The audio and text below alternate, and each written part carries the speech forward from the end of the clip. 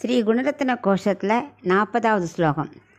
त्वत्स्वीकार कलावलेपकलुषा राज्ञां दृशो दुर्वचाः नित्यं त्वत्मधुपानमत्तमधुप श्रीनिर्भराभ्यां पतिं दृग्भ्याम् एव हि पुण्डरीकनयनं वेदो वितामासते साक्षाल्लक्ष्मि तवावलोकविभव காக்வாக்கையா வர்ணியதே.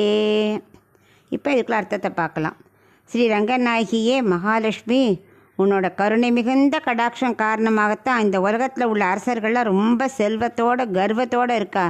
அவளோட கண்கள் பார்வையை பார்க்கவே முடியல, ஏன்னா அத்தனை கர்வம் இருக்குது. உன்னோட கணவனான ஸ்ரீ ரங்கநாதோட கண்கள் கருவண்டுகள் போல் உன்னையே தேனாக நினச்சி சுற்றி சுற்றி உன்னையே மொய்த்து இருக்கிறனால அவரோட கண்கள் அப்படியே செவந்திருக்கு.